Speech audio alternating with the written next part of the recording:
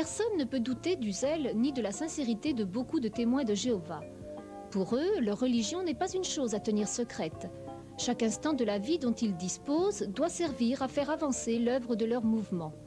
Cependant, zèle et sincérité ne sont pas des garanties de vérité. Beaucoup de gens se demandent si les témoins de Jéhovah prêchent la vérité, si leurs croyances et leurs pratiques sont conformes aux enseignements de la Bible.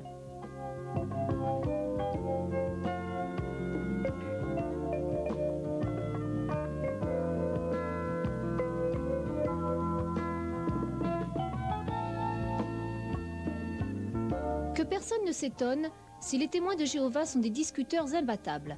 Ils s'entraînent pendant des heures à parler, à discuter et à placer leurs publications. Tout est organisé d'une façon commerciale. Tous les chiffres de vente, d'heures de travail, de maisons visitées sont notés pour contribuer à leurs statistiques mondiales. À la fin de chaque mois, on annonce les résultats et on vante le pourcentage d'accroissement.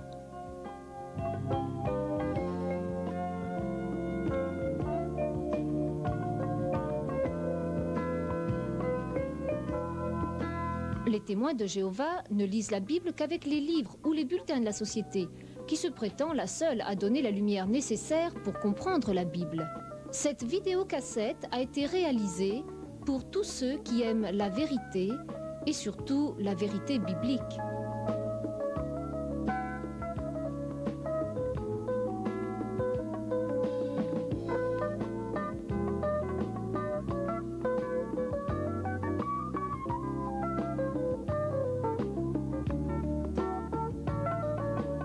Charles Taze Russell, le fondateur et premier président de la société, est né en 1852 à Pittsburgh, en Pennsylvanie. Il fut élevé dans la foi presbytérienne. Devenu adulte, il traverse une crise religieuse, doutant de plusieurs vérités enseignées dans son église d'origine. Rencontrant des adventistes, il retrouve la foi dans l'inspiration divine des Écritures. Avec eux, il étudie les textes sacrés concernant l'enfer et le retour de Christ. Sa conclusion étant que l'enfer n'a aucune base dans la Bible et que la fin du monde est très proche. Quelques divergences de vues avec ce groupe aboutissent à la séparation en 1878. Il épouse en 1879 Marie-France Hackley, qui pendant 18 années collaborera à ses travaux. La même année, il fonde un périodique intitulé Zion's Watchtower, le journal que nous connaissons sous le nom de Tour de garde. Il dirigea la société naissante sur la voie du succès grâce à sa ténacité. Il entreprend également de nombreux voyages de propagande autour du monde et trouvera la mort dans un wagon de chemin de fer en 1916 à la suite d'un infarctus. Son successeur fut le juge Joseph Franklin Rutherford. C'est sous sa présidence que les étudiants de la Bible changèrent leur nom pour celui de témoins de Jéhovah.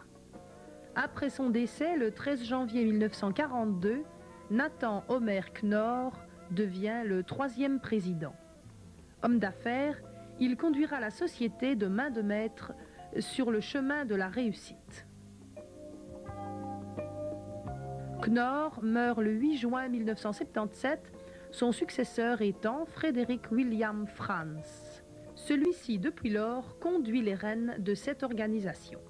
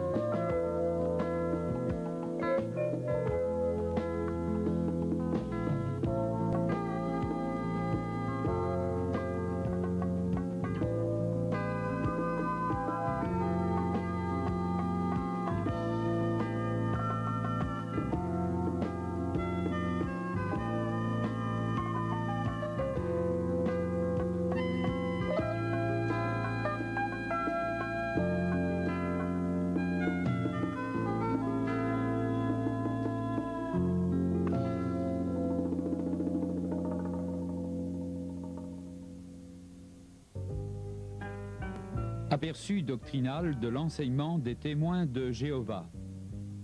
Négation de la Trinité. d'où négation de la divinité de Jésus-Christ et négation de la divinité et de la personnalité du Saint-Esprit. Mortalité de l'âme.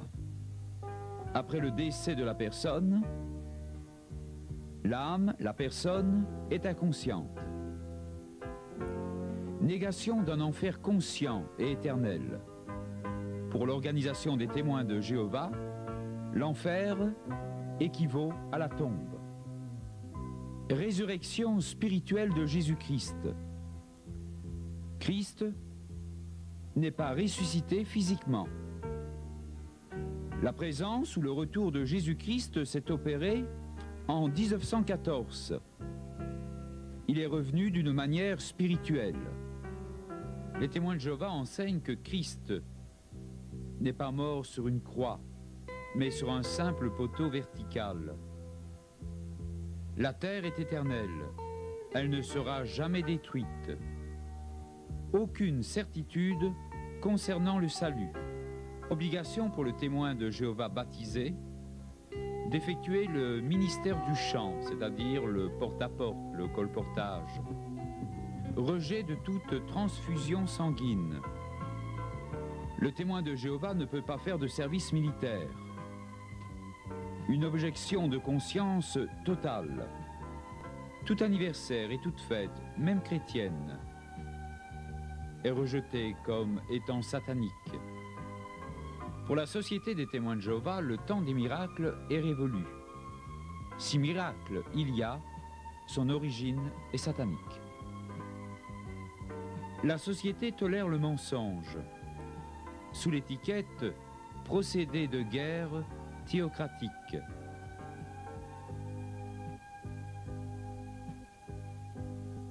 Eh bien, j'ai fréquenté les témoins de Jéhovah pendant environ une quinzaine d'années. Et durant toute cette période, je n'avais vraiment pas la paix. Je la cherchais, mais je ne l'avais pas. C'est la raison pour laquelle j'ai accepté que les témoins de Jéhovah viennent chez moi. J'ai eu des études avec eux, mais j'étais vraiment un très mauvais élève. Car chaque fois qu'ils argumentaient quelque chose, je lisais la parole et je m'apercevais que ça ne collait pas. Ils prenaient dans la parole ce qui les intéressait, ils prenaient même des partis pour étayer leur théorie. On peut dire que dans ce domaine des sectes, c'est le mouvement religieux qui nous donne le plus de problèmes. Nous devons compter à peu près 22 000, plus ou moins, 22 000 témoins de Jéhovah pour l'ensemble du pays. 244 salles du royaume, Flandre et Wallonie comprises. Alors 244 salles du royaume, et je peux vous assurer que ces salles du royaume sont bien remplies. Alors je prends un exemple, des exemples concrets que je connais, ma région, je ne peux pas dire ma région d'origine, mais la région où je suis actuellement en service. Eh bien, à Morlanway, il y a une congrégation d'à peu près 700 personnes. À 3 km de là, la Louvière, une autre congrégation de plus ou moins aussi 700 personnes, à 3 km de distance. Ce qui veut dire que sur une entité comme celle de la Louvière, il existe aussi une autre congrégation de 200 personnes. Ça fait à peu près 1000 personnes qui, au moins une fois par semaine, sont lâchées sur les hameaux, sur la ville ou sur les campagnes aussi de toute l'entité louviéroise. Et ce qui est vrai pour la Louvière est également vrai pour le restant du pays. C'est vrai que les témoins de Jéhovah nous posent pas mal de problèmes. Et d'emblée, je vous invite à prendre un texte dans les Écritures qui va nous servir d'introduction. Deutéronome chapitre 18 à partir du verset 20. Le prophète qui aura l'audace de dire en mon nom une parole que je ne lui aurais point commandé de dire, ou qui parlera au nom d'autres dieux, ce prophète-là sera puni de mort. La question ici, elle est capitale. Peut-être diras-tu dans ton cœur, comment connaîtrons-nous la parole que l'Éternel n'aura point dite? Quand ce que dira le prophète n'aura pas lieu et n'arrivera pas, ce sera une parole que l'Éternel n'aura point dite. C'est par audace que le prophète l'aura dite, n'aie pas peur de lui. On reconnaît les faux prophètes au fait que leurs prophéties ne se réalisent pas. Et du ressort des témoins de Jéhovah, il est tout à fait clair, il est apparent que les témoins de Jéhovah, la société de la tour de garde, a promulgué quantité de fausses prophéties. En cet après-midi, je ne peux pas toutes vous les donner.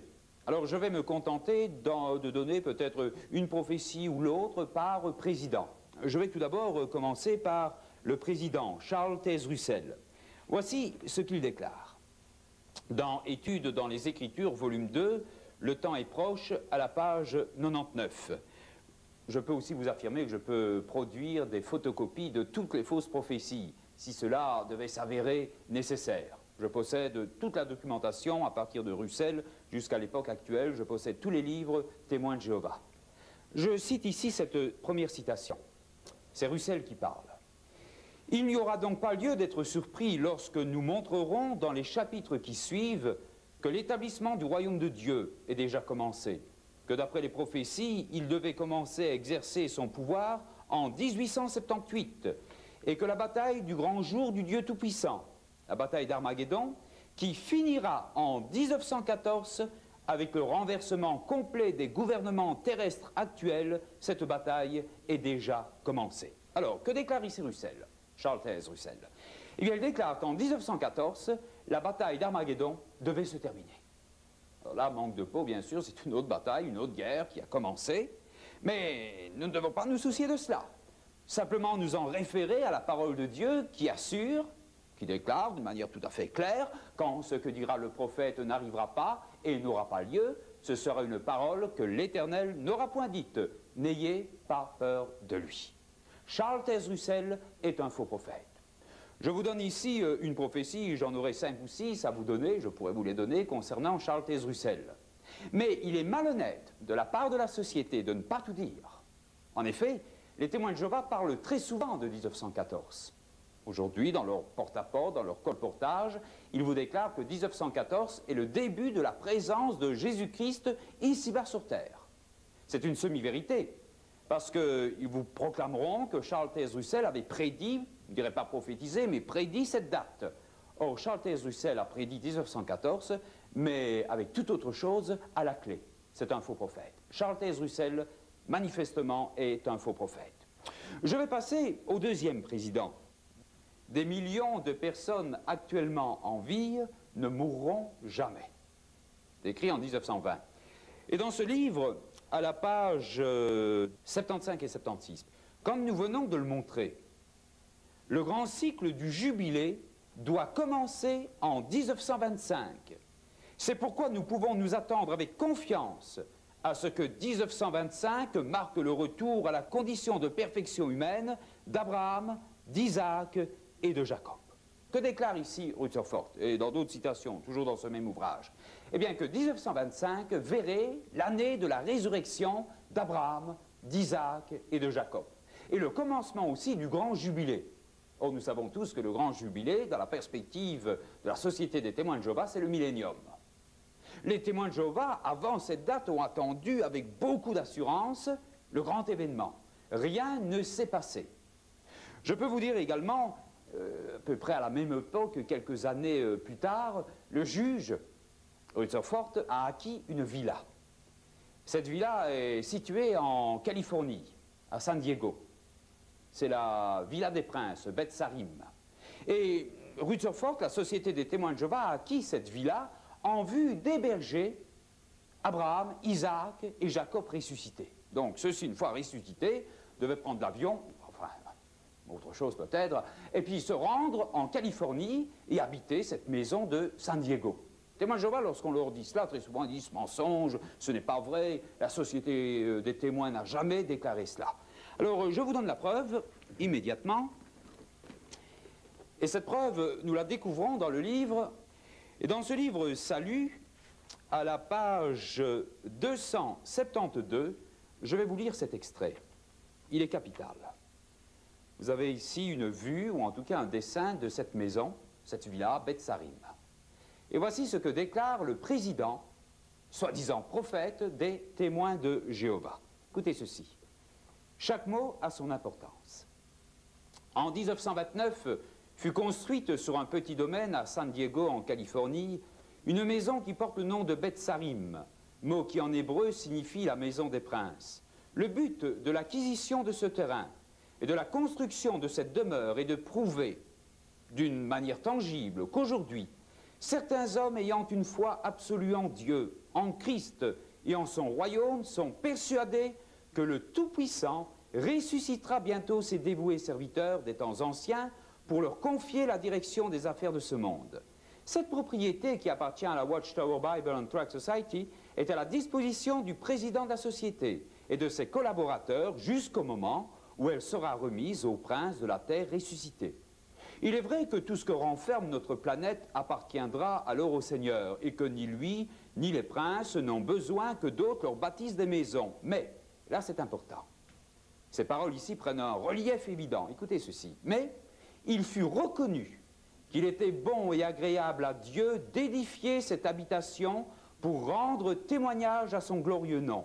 Car c'est là une puissante manifestation de foi de la part de ceux qui attendent la réalisation des desseins du Très-Haut.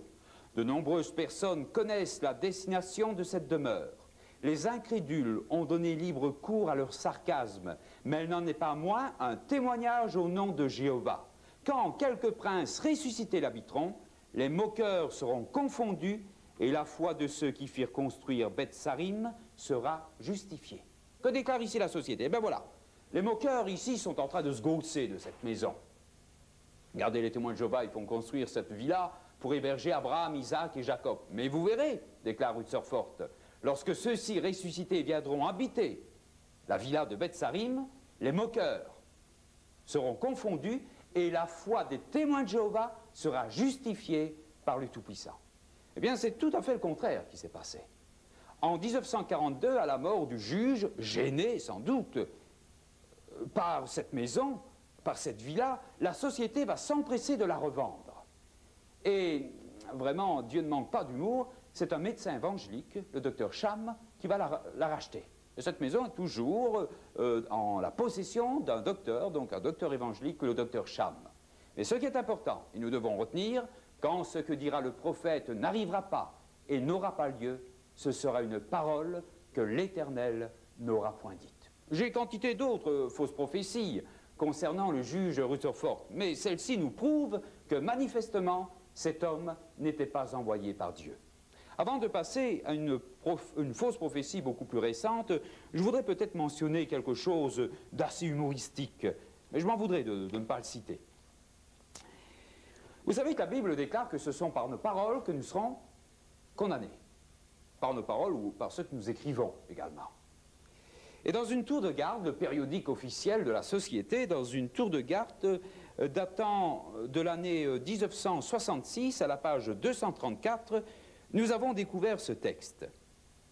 C'est l'organisation qui parle, ce n'est pas Christian Piet. Écoutez, certes, un diable a deux cornes, aux pieds fourchus, des pieds de bouc, et à la queue pointue, il n'existe pas.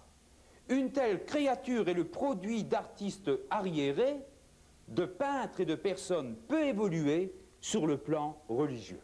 Que déclare l'organisation? Bien, elle déclare que ceux qui se représentent, le diable, vous savez, la forme, l'image d'Épinal, un diable avec des ailes de chauve-souris, queue fourchue, des pieds de bouc, des cornes sur la tête, bien, ceux qui se représentent le diable de cette manière, ce sont des gens peu évolués dans le domaine religieux. Et je précise, c'est l'organisation des témoins de Jéhovah qui l'affirme, par le biais de son périodique. Il y a quelques années, parce qu'il y a déjà quelques années que nous avons découvert cette citation, lorsque j'ai vu cela, j'ai dit, il ne manque pas de culot là, hein, le chef de l'organisation. Et tout de suite, j'ai été repêché un ouvrage de Russell, le fondateur des témoins de Jéhovah. Cet ouvrage est intitulé « Le photodrame de la création ». Et dans ce photodrame de la création, nous avons une image où le diable est en train de converser, j'allais dire conserver, de converser avec un étudiant en faculté de théologie protestante. Alors je ne sais pas si vous voyez, mais il y a la queue du diable, du malin, qui vient s'enrôler autour de la jambe du pauvre étudiant. Il a des cornes. Ses pieds de bouc, on ne les voit pas, parce qu'il a des petits chaussons, le diable. Mais Il n'y a rien à faire, c'est par nos paroles que nous serons condamnés. La société a déclaré que ceux qui se représentaient le diable de cette manière étaient des personnes peu évoluées dans le domaine religieux. Voyez l'incidence de ces paroles. Ce n'est pas tout. J'ai ici un autre livre intitulé « Richesse ». Et ce livre est l'œuvre du deuxième président, le juge Rutherford. Et voici ce que nous découvrons. La page 149, vous avez une scène édénique où nous avons Adam et Ève, et à l'arrière-plan apparaît le diable. Alors là, il n'y a pas de problème. Il a ses cornes, il a ses pieds de bouc, il a ses ailes de chauve-souris. Ce qui veut dire que le président, le deuxième président des témoins de Jéhovah, est une personne peu évoluée dans le domaine religieux. Nous en déduisons que de 1872 jusqu'à 1942, l'organisation des témoins de Jéhovah a été conduite par des personnes peu évoluées dans le domaine religieux. Des aveugles, pour reprendre l'expression biblique néo-testamentaire, des aveugles conduisant des aveugles. Or, je peux vous dire que 94% de la doctrine des témoins de Jéhovah vient en droite ligne des deux présidents de l'organisation, notamment la négation de la Trinité, la négation de la divinité de Jésus, la négation des peines éternelles, la négation de l'immortalité, l'immortalité de l'âme, la négation de la personnalité et de la divinité du Saint-Esprit. Tout cela ont été l'œuvre des deux premiers présidents des témoins de Jéhovah. Et l'organisation précise elle-même que ces hommes étaient des gens peu recommandables dans le domaine religieux. La petite parenthèse étant tirée, nous allons maintenant passer à la troisième fausse prophétie. Et cette troisième fausse prophétie est aussi capitale. Il s'agit de la fameuse date de 1975.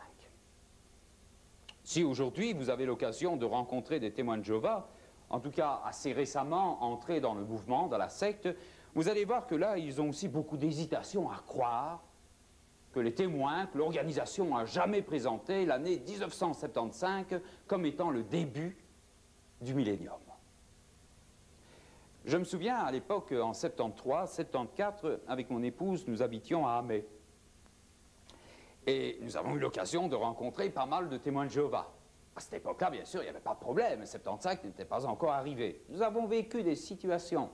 Par exemple, une dame témoin de Jéhovah de la congrégation de Huy, elle avait peut-être 85 ans, cette dame, et puis elle avait acheté un tout nouveau vélo. Ça avait presque plus marché, mais elle avait acheté un nouveau vélo, parce qu'elle se disait que 2 ans plus tard, elle allait recouvrer toute sa vigueur de ses 20 ans. Un autre cas, un employé de banque, une grande banque ici de Liège, qui déconseillait à ses clients de placer, plutôt aux clients de la banque, de placer leur argent puisqu'Armageddon allait bientôt arriver. Nous avons eu l'occasion de parler avec cet homme en l'année 74. Il y croyait dur comme fer.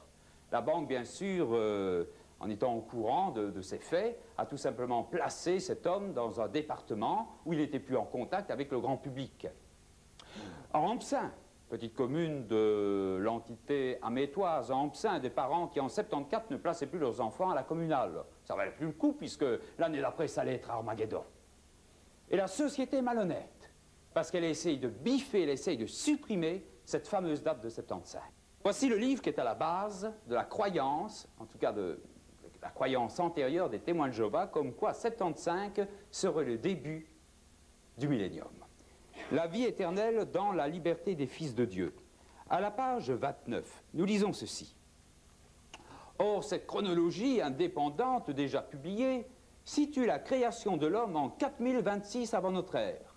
D'après cette chronologie biblique digne de foi. Donc, cette chronologie, elle est biblique et elle est digne de foi. En 1975, 6000 années se seront écoulées depuis la création de l'homme et le 7e millénaire de l'histoire humaine, le millénium, commencera en automne 1975. Et le verbe là est important, commencera. Ce n'est pas un conditionnel ou un... non, c'est affirmatif. Le millénium commencera en automne 1975. Lorsque, à l'époque, j'ai vu cela, je me réjouissais d'être le 1er janvier 76. Et le 1er janvier 76 est arrivé, et il n'a pas fallu attendre très longtemps pour voir l'explication des responsables de la Société des témoins de Jéhovah. Cette explication est apparue dans le premier tour de garde de l'année 76 en langue anglaise et dans le deuxième tour de garde en langue française. Cela veut-il dire que le début du règne millénaire du Christ, qui doit correspondre au dernier 1000 ans de ce jour de repos, peut être fixé au mois de septembre 1975, donc fin septembre? Non, pas du tout. Pourquoi? Eh bien, le récit biblique montre que l'œuvre créatrice de Dieu, durant le jour qui précéda immédiatement ce jour de repos de 7000 ans, ne s'est pas achevée avec la création d'Adam. Il indique qu'un certain temps s'est écoulé entre la création d'Adam et celle d'Ève, sa femme. Au cours de cette période, Dieu a demandé à Adam de donner un nom aux animaux. Combien de temps a-t-elle duré? Plusieurs semaines, plusieurs mois, plusieurs années? Nous ne le savons pas. Alors, vous voyez, ça c'est la manière de présenter les choses de la part des responsables. Nous avions basé nos calculs sur la création d'Adam en 4026 avant notre ère. Il faut être fort déjà pour aller cerner la date précise de la création d'Adam. Mais nous avions oublié la création d'Ève, sa femme. Et c'est le laps de temps, l'intervalle qui nous sépare de 75 jusqu'à Armageddon, ou plutôt c'est le laps de temps qui sépare la création d'Adam de celle d'Ève, son épouse, qui nous sépare de 75, de la der des der, de la fameuse bataille d'Armageddon. Et les témoins de Jéhovah, je dis d'une manière générale, ont gobé cette explication sans jamais aller vérifier si d'une manière ou d'une autre, on ne les avait pas trompés. Et je vous donne ici quelques citations. Tout d'abord, le Réveillez-vous du 8 avril 1969 à la page 14. Adam et Ève furent créés en 4026 avant notre ère. Une autre citation. Tour de garde de l'année 68 à la page 723. Il se peut qu'il n'y ait qu'une différence de quelques semaines ou de quelques mois et non de plusieurs années. Tour de garde du 15 août 68, page 496. Il était logique qu'il crée Ève peu de temps après Adam, peut-être quelques semaines ou quelques mois plus tard, dans la même année, en 4026 avant notre ère. Alors nous constatons que l'explication des témoins de Jéhovah est aussi une explication trompeuse, mensongère. Si, ils savaient à quel moment Ève ont été créés, Ève et Adam ont été créés. Ils trompent leurs adeptes. Mais la Bible nous déclare ceci. Quand ce que dira le prophète n'arrivera pas et n'aura pas lieu, ce sera une parole que l'Éternel n'aura point dite. Nous avons déjà les preuves suffisantes, même en ne parlant pas de doctrine, même en ne parlant pas de Trinité, de divinité de Christ ou d'autres sujets. Nous avons déjà la preuve que l'organisation des témoins de Jéhovah n'est pas une organisation qui est conduite par le Saint-Esprit de Dieu. Première grande preuve. Deuxième grande preuve, eh bien, c'est la question de la falsification des Écritures. Et en guise d'introduction, je vous donne un texte dans la deuxième épître de Pierre au chapitre 3, et au verset 16. Et voilà la mise en garde de l'apôtre. Il parle de Paul, et il dit ceci, c'est ce qu'il fait dans toutes les lettres où il parle de ces choses dans lesquelles il y a des points difficiles à comprendre, dont les personnes ignorantes et mal affermies tordent le sens, comme celui des autres Écritures pour leur propre ruine. L'apôtre Pierre est ici très clair. Il déclare qu'il existera, qu'il y aura, il existait déjà des individus, peut-être même des sociétés, des organisations qui vont tronquer, falsifier en quelque sorte le sens des Écritures, le sens de la Sainte Bible. Et nous devons constater en effet que lorsque nous feuilletons les versions éditées et produites par l'organisation des témoins de Jéhovah, nous devons vérifier et nous constatons que les témoins de Jéhovah ont falsifié quantité de versets. Alors je vous donne ici les quelques traductions sorties des presses des témoins de Jéhovah. Tout d'abord, en 62, en français, un Nouveau Testament intitulé « Les Écritures grecques chrétiennes, traduction du monde nouveau ». Nouveau Testament. Quelques années plus tard, ça c'est l'édition de Luxe avec onglet, en 74, il existe aussi une version de couleur verte, les Saintes Écritures, traduction du monde nouveau. Et puis alors deux autres versions, mais c'est surtout pour les témoins de Jéhovah anglophones, une version anglo-grecque du Nouveau Testament, celle-ci, et une autre version anglo-grecque intitulée La Diaglotte. Vous pouvez acquérir ces versions au prix de 100 et 20 francs. Alors, la question doit se poser, est-ce que la version des témoins de Jéhovah est honnête, digne de confiance? C'est oui, on s'incline. Sinon, eh bien, nous devons alors constater que les témoins de Jéhovah sont conduits par un esprit de mensonge. Et je vais vous donner ici quelques exemples très clairs où les témoins de Jéhovah ont falsifié le sens des Écritures. Et vous allez remarquer que très souvent, il s'agit dans ce cas de versets qui ont trait à la divinité de Jésus-Christ. Le premier texte, je vous invite à prendre, si vous avez vos versions avec vous, dans l'évangile de Jean, au chapitre 8, et au verset 58. Alors moi ici, j'ai la version du Monde Nouveau, vous pouvez aller vérifier dans des versions catholiques. Je ne sais pas si quelqu'un a une version catholique ici, dans des versions protestantes, vous allez voir, ou des versions étrangères, vous allez voir que toutes les versions sont tout à fait claires, on met là-bas le verbe au présent. Et voici ce qu'il nous est dit. Jésus leur dit, en toute vérité, je vous le dis, avant qu'Abraham soit venu à l'existence, dans la version des témoins de Jéhovah, j'étais. Dans cette version ici, j'étais. Là, un passé composé, puis ici, un imparfait. Dans vos versions second ou dans d'autres versions, vous avez un présent de l'indicatif. Tout à fait clair. Comment maintenant savoir si c'est un imparfait ou un présent? Bien, c'est le texte d'origine, le texte grec, qui doit pouvoir nous éclairer. Et je ne vais pas prendre un texte édité par des catholiques ou des évangéliques, des protestants. Je vais simplement me fier au texte grec, qui est quand même là assez raisonnable, au texte grec produit par les témoins de Jéhovah. Et je vais vous donner ce texte. Jean, chapitre 8, verset 58. Prime Abraham, Genestai, ego emi. Vous avez ici, ego emi. Là, ego emi. Je suis. Et juste en dessous, dans la traduction mot à mot en anglais, vous avez I am. Pour tous. Nous avons fait peut-être un petit peu d'anglais, nous savons qu'I am, bien sûr, c'est le présent je suis. Mais lorsque vous allez dans la marche, ici sur le côté, ils ont été placés I have been, j'ai été. Vous allez dire, mais monsieur Pied, mais vous coupez les cheveux en quatre. Quelle importance que ce soit un imparfait ou un présent, c'est capital. Et les responsables à Brooklyn, à New York, ont très bien compris pourquoi ils n'ont pas été mettre en présent. Pourquoi n'ont-ils pas placé je suis? Bien parce que Jésus cite ici des paroles ineffables. Dans Exode 3,14, lorsque Moïse est appelé par Dieu, il va lui demander, mais quel est ton nom? Que vais-je répondre aux enfants d'Israël? Et Dieu déclare ceci, tu répondras ainsi aux enfants d'Israël, celui qui s'appelle je suis m'a envoyé vers vous.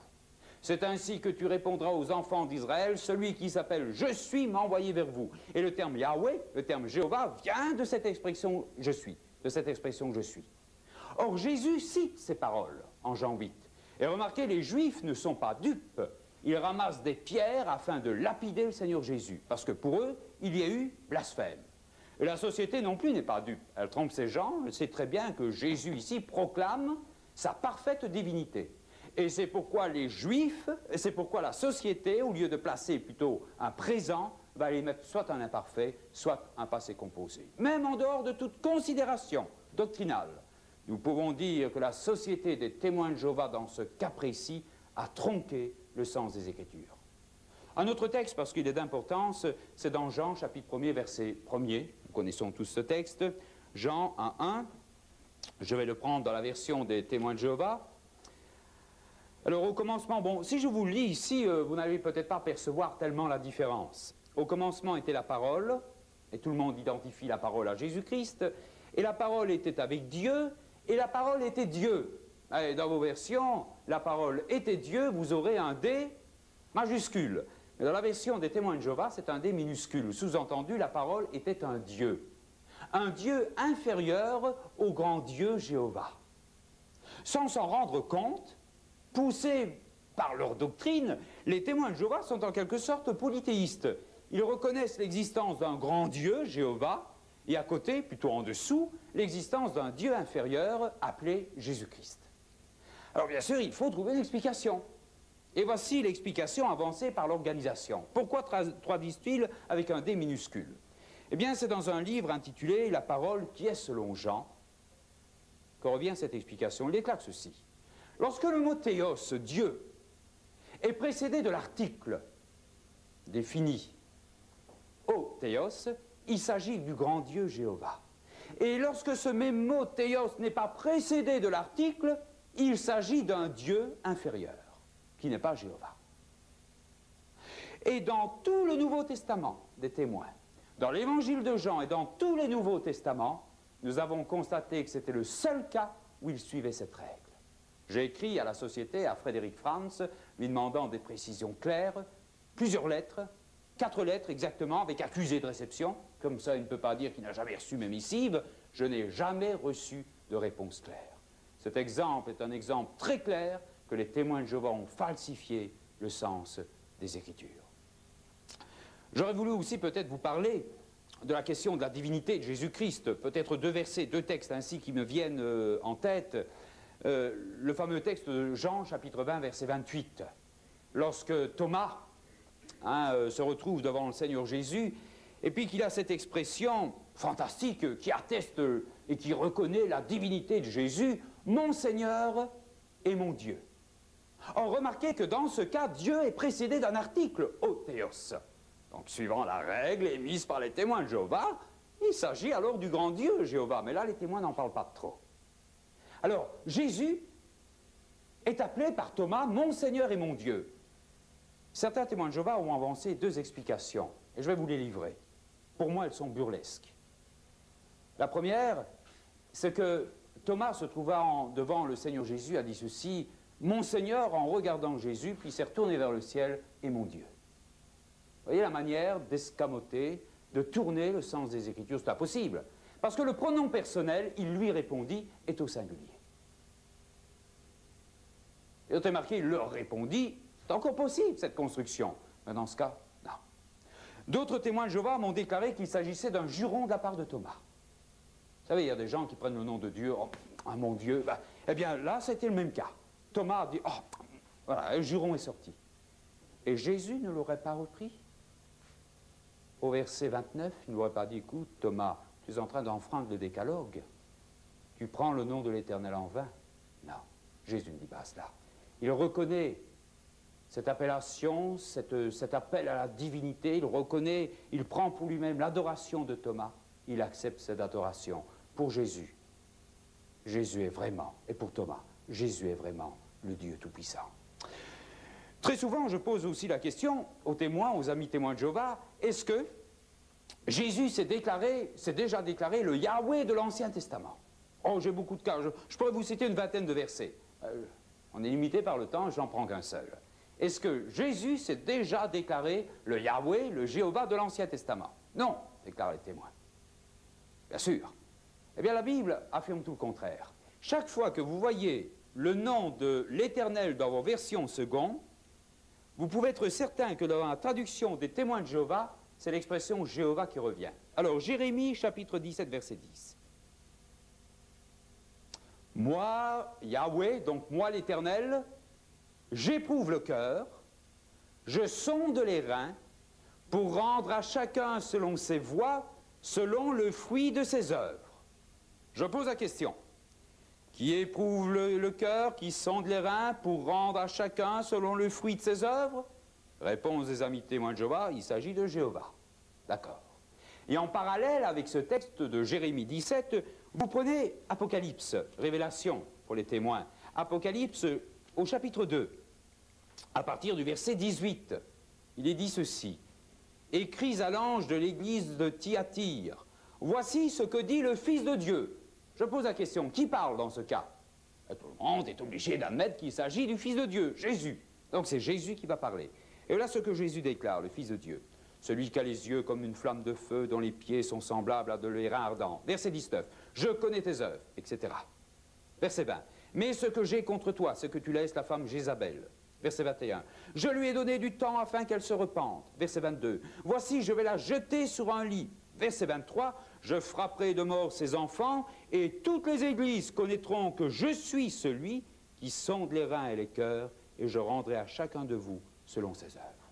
Ce texte est sublime, d'une clarté fantastique. Jésus déclare lui-même, je suis le Yahweh de l'Ancien Testament. Et remarquez, il dit bien, toutes les églises connaîtront que je suis celui, je suis le Yahweh. Toutes les églises, excepté l'organisation des témoins de Jéhovah, qui réellement est ancré ici dans la désobéissance. Très souvent, je pose aussi la question aux amis témoins de Jéhovah, est-ce que Jésus est le Tout-Puissant? Ah non, il n'est pas le Tout-Puissant. Vous savez, on a souvent l'habitude de prendre Ésaïe 9,5 ici, un verset qui s'adapte bien, notamment en période de Noël. On l'appellera admirable, conseiller, Dieu puissant, Père éternel, Prince de la paix. Mais les témoins ont tout de suite leur réponse en déclarant, oui, Jésus est appelé Dieu puissant, mais pas Dieu tout-puissant.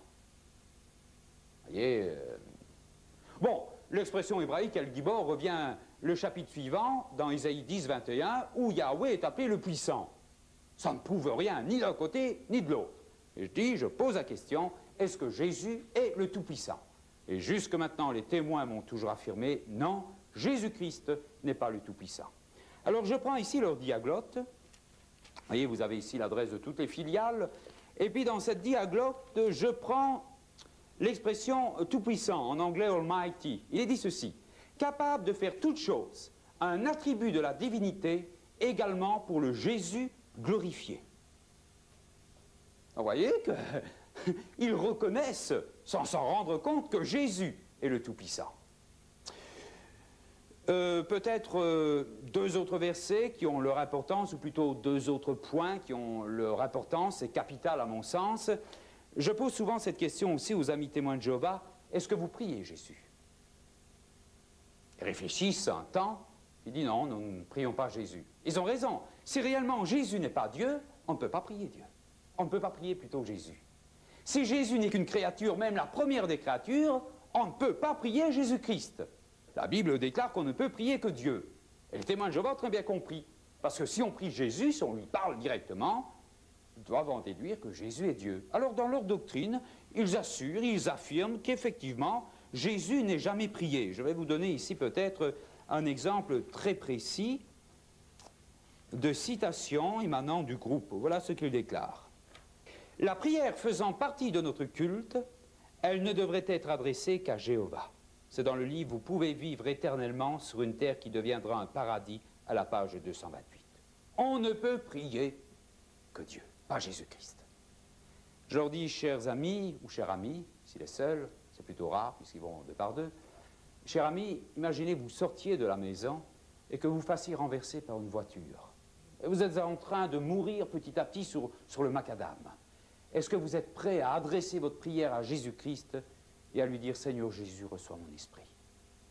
Et invariablement, pourtant voici déjà 14 ans que je débat avec eux, invariablement, les témoins de Jéhovah m'ont toujours affirmé « Non, nous ne ferons jamais une pareille prière ». Alors tout de suite, il y a un verset qui saute aux yeux, c'est le texte de Actes au chapitre 7, Actes chapitre 7, où il est dit ceci, c'est avec le texte « La lapidation d'Étienne », Acte 7, verset 58. Ils le traînèrent hors de la ville et le lapidèrent. Les témoins déposèrent leurs vêtements aux pieds d'un jeune homme nommé Saul. Ils lapidaient Étienne qui priait et disait « Seigneur Jésus, reçois mon esprit ». Puis s'étant mis à genoux, il s'écria d'une voix forte « Seigneur, ne leur impute pas ce péché ». Et après ces paroles, il s'endormit. Mauvais témoin de Jéhovah, Étienne. Il aurait été exclu à cause de cette attitude.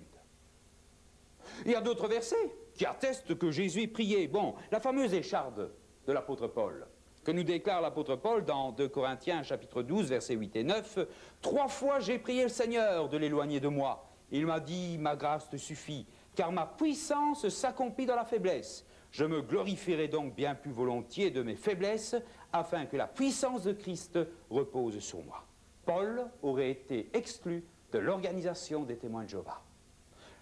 L'Apocalypse, Jean, tout à la fin, quelle est sa dernière prière? Viens, Seigneur, Jésus. C'est une prière, Jésus est glorifié pourtant. Il aurait été exclu de l'organisation des témoins de Jéhovah.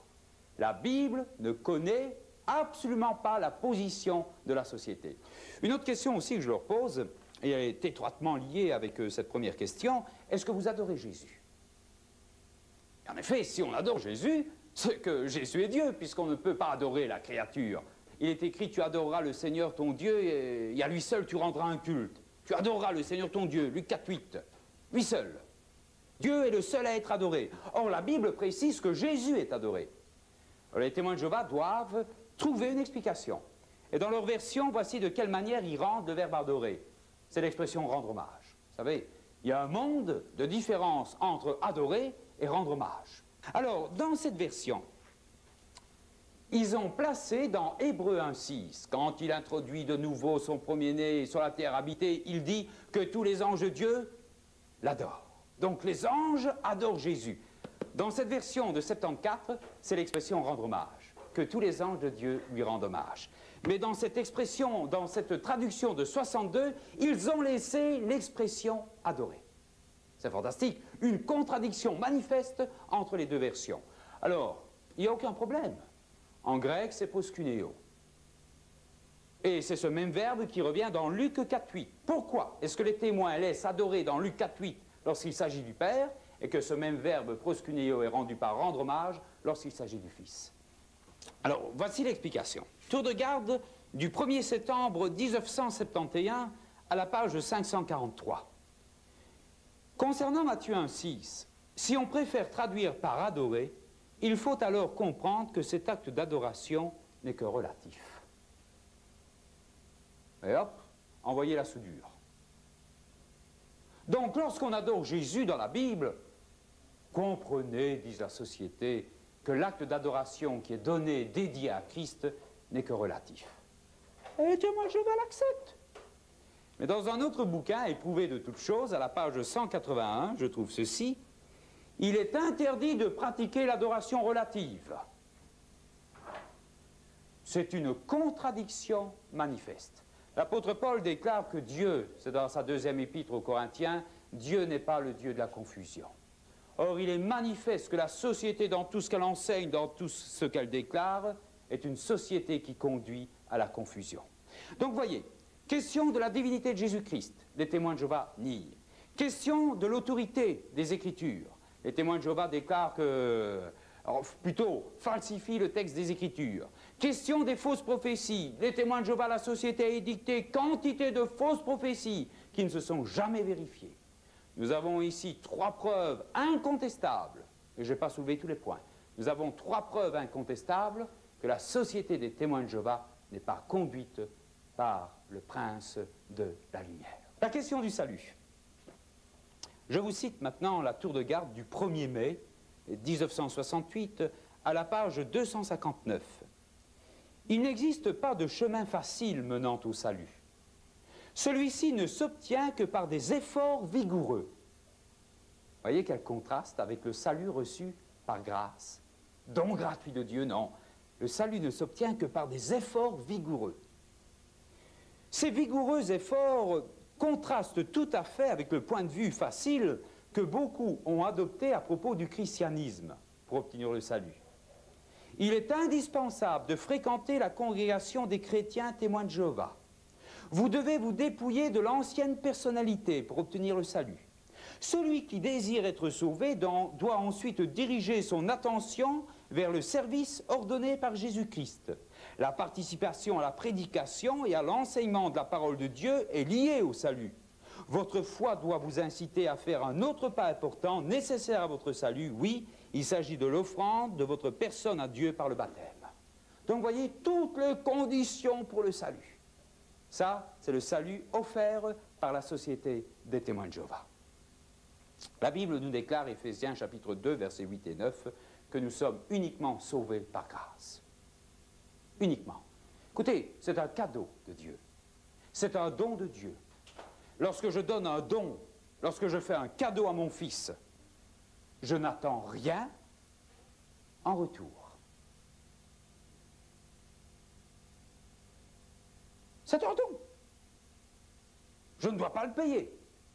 Mon salut ne se monnaie pas. C'est par grâce que vous êtes sauvés, non par le moyen de la foi. Les témoins de Jéhovah vont insister sur les œuvres. Et lorsqu'ils disent certains ont une vue facile sur le salut, c'est les évangéliques. Billy Graham, notamment aux États-Unis, c'est lui qu'ils attaquent indirectement. Non. Nous sommes sauvés afin de pratiquer de bonnes œuvres. Nous ne sommes pas sauvés par nos bonnes œuvres, mais nous sommes sauvés afin de pratiquer de bonnes œuvres. Je pratique les bonnes œuvres que Dieu a préparées d'avance parce que je suis sauvé. et non pas en vue d'être sauvés. Et l'accord est total entre saint Paul et saint Jacques. Et là, je veux encore le préciser. Un salut, ou plutôt une foi qui ne fait rien, une foi qui ne se démontre pas par des œuvres, est une foi morte. Il y a beaucoup de gens qui déclarent appartenir à Dieu, qui déclarent aimer Christ et Dieu, et qui ne font jamais rien pour Dieu. Si nous sommes réellement animés de cette foi salvatrice, nous allons nous mettre au service de notre Église, au service de Dieu. Mais nous n'aurons pas toujours cette guillotine, ce glaive au-dessus de la tête. Est-ce que j'ai pratiqué assez? Est-ce que j'ai fait assez pour Dieu? J'ai déjà reçu mon salut. Vous voyez, le salut, eh bien, donné par Dieu, et nous avons l'assurance de ce salut. Déjà au moment où nous donnons notre vie entre les mains du Seigneur, où nous l'acceptons par la foi. Aux amis témoins de Jéhovah, et aux autres d'ailleurs, nous pouvons tout simplement leur dire que ce n'est jamais une organisation qui va les sauver. La Bible déclare en effet, en Actes chapitre 4, verset 12, que le nom de Jésus-Christ est le seul nom qui était donné parmi les hommes par lequel nous puissions être sauvés. Chers amis, avez-vous l'assurance que vos péchés ont été pardonnés? Chers amis, avez-vous l'assurance que vos péchés ont été couverts par le sang de Jésus-Christ? Dans la négative, je vous inviterai tout simplement à reconsidérer votre voie et à redécouvrir le Christ tel qu'il apparaît dans les Écritures. Il a tout fait pour vous. Il a pu dire en mourant sur la croix, tout est accompli. Il vous aime tel que vous êtes. Et dans votre situation présente, je vous invite simplement à vous approcher avec confiance de lui et à le laisser agir dans votre vie. Acceptez-le. Que Dieu bénisse votre décision. Nous vous en supplions, nous vous en supplions, au nom de Jésus-Christ. Soyez avec Dieu, réconciliés, soyez avec Dieu.